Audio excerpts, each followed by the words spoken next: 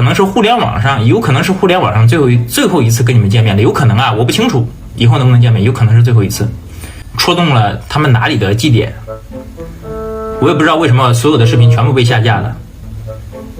但是我本人护城风，我可以对我自己所有的行为和说过的所有的话负责，我对得起自己受过的教育和我的良心以及我的人格，我对得起历史的审判啊，我对得起历史。 얼마 전 아주 흥미로운 조사 하나가 전 중국을 흥분시킨 적이 있습니다. 웨이보 검색어 순위 6, 7위에까지 함께 올랐던 이 조사 내용은 중국인의 행복감은 전 세계 최고라는 내용, 그리고 실시간 검색어 6위에까지 올랐고요. 또 바로 7위에 따라 올라온 게 한국인의 행복감은 전 세계 최저 라는 내용입니다. 최근 국제적 지명도를 가진 입소스에서 행복지수를 조사 발표했다. 2022년 12월부터 2023년 1월 기간 동안 32개국 22,508명의 성인을 대상으로 조사를 했다. 여기서 32개국 중 중국이 91%로 1위, 한국은 57%로 31위를 차지했다. 32개국에 22,508명이면 한 국가당 대략 700명을 조사한 거네요. 물론 지들이 1위 한 게 검색어 상위에 올라가는 건 아주 당연스러운 일이죠. 하지만 한국의 행복도가 어떤지 그게 지들이랑 무슨 상관이라고 저렇게 함께 움직인다는 건가? 그렇기 때문에 웨이보 검색어가 99.9% 고의로 순위를 만들어내고 있다라는 의심을 할 수밖에 없는데요. 그리고 이 뉴스의 중뽕러들은 감격합니다. 한국을 이겼거든요. 그래서 아무 말 대잔치를 벌입니다. 中国人的幸福感指数位列全球第1，咱们真是身在福中是不知福啊！在所有接受调查的国家当中，幸福感指数最高的国家是中国91%，位列第1。韩国则是以57%位列全球倒数第2，其中高达43%的韩国人认为不是很幸福，或者一点也不幸福。这其中，韩国向我们证明了幸福不是偷来的。而宇宙无敌的韩国则是以57%位列全球倒数第2，更是有43%的韩国人表示自己不是很幸福，或者一点儿也不幸福。如果这是咱国内发表的报告，肯定是会被喷得体无完肤了。但是这个可是法国知名民调机构发布的，而韩国向我们证明了幸福可不是偷来的。中国人真的很幸福，一出生就有中国绿卡。而我铁子们，不要抱怨生活，哪怕你暂时一无所有，你的中国身份也加之前进，加油！ 하지만 몇몇 이성적인 중국인들은 이 조사 자체에 의심을 가집니다. 뭔가 캥긴다는 거죠. 물론 이들의 조회수는 아주 저조합니다만 자기 목소리를 내봅니다. 此次调查涉及全球32个国家，参与调查的这个人数为22508人，在我国统计的数字为1000人，而且这些人都是从1线城市来的。但是我有个问题，这1000人到底是在国内做的调查，或者他仅仅是在一个外网上做的调查呢？要知道，我们是不能随便上国外网络的。假使如此呢，这份投票的结果其实是和我们墙内人没有1毛钱关系的，因为这些人要么就是做外贸生意的，要么呢就是海外华人，要么就是留学生，当然也不排除是这个出国旅行的人。你让他们这样的人去投票，你说他能不幸福吗？这些人他一个比一个还要有钱，他们当然幸福啊。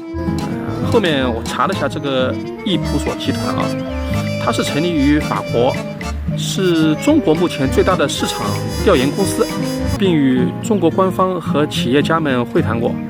在2012年还被中国授予了中国友谊奖。这样讲好像有点懂了。那既然是公司，做任何调查肯定是以盈利为目的，对吧？那可笑的是，在这份排行榜里韩国排倒数第2，那韩国民众呢就很气愤，质疑这数据是假的。那我就想问问棒子们你们花钱了没？ 물론 저들의 말처럼 돈 주고 만든 조사다, 조사 대상이 엉터리다라는 저들의 말이 옳다는 얘기는 절대 아닙니다. 하지만 자신들도 중국 꼬라지를 그렇게 잘 아는데 1등에 91%란 압도적인 숫자가 나온다는 게 스스로도 이해가 안 간다는 거죠. 그래서 그걸 비꼬려고 영상을 만들어서 저런 말을 하는 겁니다. 근데 중국 애들은 정말로 행복할까요?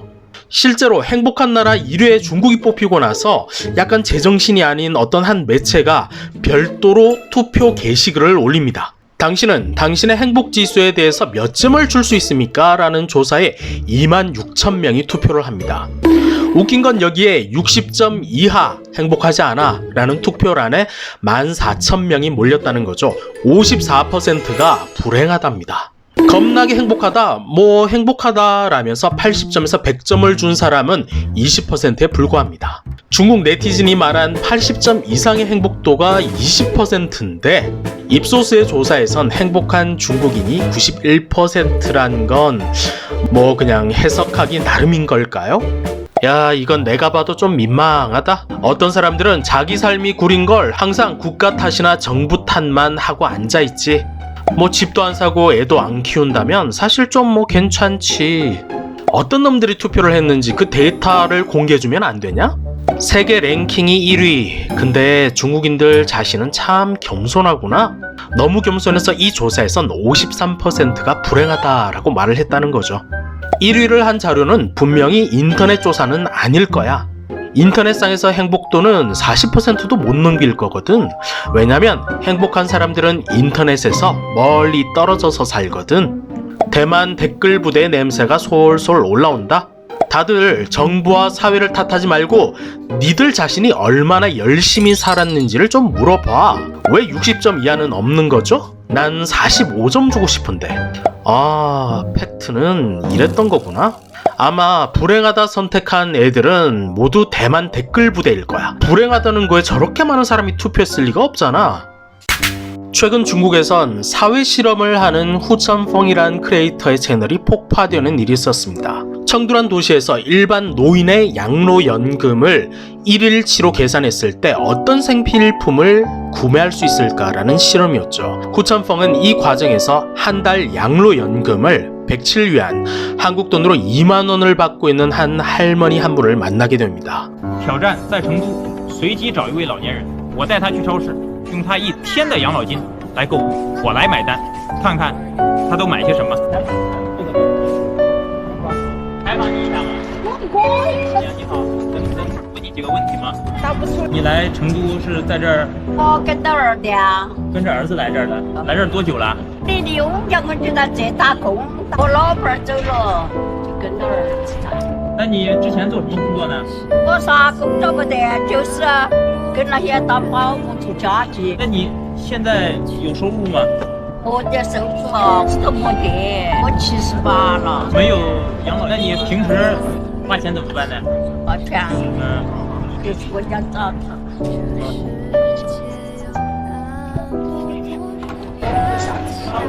就是一个月那个笼包107块，一个月给你107块。 원래 기획은 양로연금 1일치로 생필품을 사는 기획이었지만 이날은 양로연금 한 달치의 금액으로 물건을 샀습니다.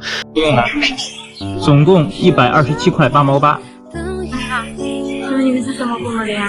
怎么了？有什么问题吗？啊，没什么问题。没什么问题，那就不要打扰我们，谢谢。啊，你们一起的吗？对的，不好意思。有其他收入吗？我也没车，不用感谢我。 이 영상이 큰 관심을 받게 되자 중국의 영상 플랫폼인 빌리빌리는 이 영상과 함께 이 채널 자체를 폭파시켜버립니다. 후천펑은 어이없어 하면서도 자신은 왜 이 실험이 문제가 되는지를 모르겠다라고 항변합니다. 可能是互联网上，有可能是互联网上最后一次跟你们见面的，有可能啊，我不清楚以后能不能见面，有可能是最后一次，戳动了他们哪里的祭点，我也不知道为什么所有的视频全部被下架了。 但是我本人，护城风，我可以对我自己所有的行为和说过的所有的话负责，我对得起自己受过的教育和我的良心以及我的人格，我对得起历史的审判啊，我对得起历史。 사실 이 채널 폭파의 주체는 빌리빌리 플랫폼이 아니었습니다. 곧이어서 후천펑의 틱톡 채널도 폭파됐거든요. 후천펑의 채널과 영상은 이제 중국에서 사라졌습니다. 빈곤을 탈출했다라고 외쳤던 핑핑의 선포로 중국의 가난이 사라졌듯이 가짜 영상으로 판정이 된 후천펑의 영상이 사라지자 양로연금 한 달치를 2만 원을 받고 있던 그 할머니의 이야기도 사라졌습니다. 이제 중국은 정말 행복해졌습니다. 역시 행복지수 세계 1위는 절대 쉽게 만들어지는 게 아닌 거죠. 그리고 한 네티즌은 후천펑의 채널이 폭파된 이유를 이렇게 설명합니다. 그의 영상은 거짓이기 때문이야. 후천펑은 할머니 연기자를 찾아낸 거고 한 달 양로연금으로 겨우 107위안 받고 있다라고 거짓말을 시켰으니까. 그리고 이런저런 이유로 저 78세 할머니의 양로기금은 절대로 107위안 이상이야. 그렇기 때문에 저 영상은 가짜란 말이야. 그리고 이 댓글엔 7,000명이 넘게 좋아요를 눌렀습니다. 저 할머니의 이야기가 거짓말이라고 판결을 내리고 나니까 정말 행복해진 중국입니다.